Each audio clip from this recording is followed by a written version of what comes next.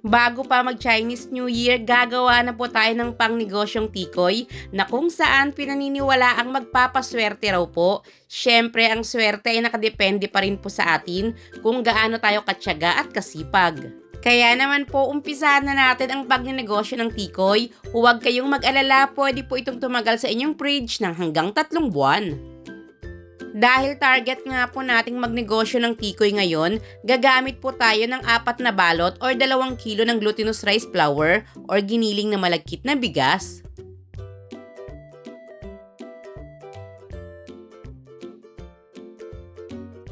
Ilagay na nga rin po natin yung asukal. Dito po kahit anong kulay ng asukal ay pwede nyong gamitin. Nakadepende nga lang po sa kulay ng asukal yung pinaka-outcome ng magagawa nyong tikoy. Ibuhos na rin natin yung ating panghuling sangkap, which is tubig.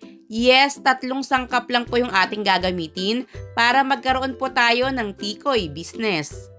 I-mix lang mabuti at kapag marami pa pong buo-buo, salain nyo na lang po ito. Dito po, 6 inches na round pan yung aking gagamitin. Kahit gaano po ito kakapal or kalapad ay okay lang po dahil magpapare-pareho naman po yung pinakakapal nito dahil gagamit po tayo ng panukat para po sa ating mixture. Napaka-importante lang po na huwag niyong kalimutang i-grease itong mabuti dahil mahihirapan po kayo sa pagtanggal ng tikoy once na ito ay naluto na. Bawat pan po 500 grams ng ating mixture yung ating ilalagay. Nang sa ganon, once na ito po ay naluto na, nasa 500 grams rin po yung pinaka-outcome ng ating magagawang tikoy.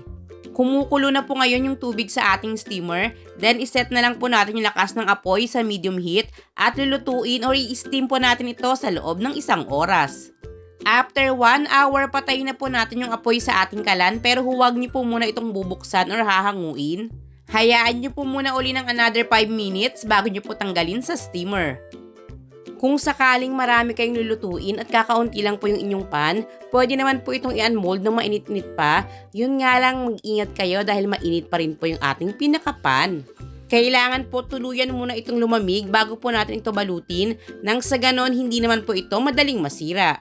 Dito po gagamit lang naman po ako ng cling wrap. Pero kung available naman sa inyo yung mga bina-vacuum sealed na plastic bag, pwedeng-pwede po na yun yung inyong gamitin.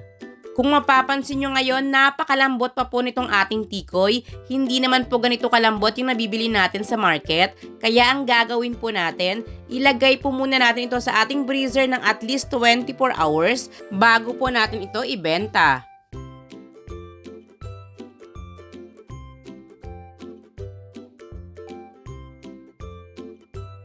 After 24 hours, ganito na po yung ating tikoy. Mapapansin ninyo na mas naging matigas o mas naging firm na po ito.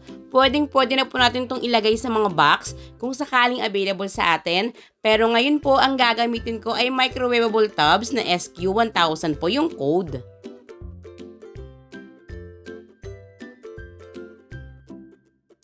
And charan! Heto na po ang ating tikoy na gawa lang po sa 3 sangkap. After lang mahalong mabuti in-steam at ngayon may pangnegosyo na po tayo, pwede po tayong magdikit ng label or sticker dun po sa ating pinaka-packaging nang sa ganon mas maalala po tayo nung bumili sa atin na posibleng bumili uli at maging suki pa natin. Dito po sa ating recipe ang nagawa po natin ay 10 pirasong 6 inches na tikoy. Tumitimbang ng 500 grams na kung bibili po kayo sa market ay 100 plus na. Pero sa atin, pwede po nating ibenta ng 80 to 90 pesos lang, may kikitain na po tayo. Para po mas makita nyo yan, heto po yung ating full costing. Hindi ko na nga po pala ito ipinakita pa dahil malamang alam na alam nyo na. After po nating hiwain itong tikoy, much better pong idip sa itlog bago po prituhin at enjoy natin kung gaano po ito kasarap.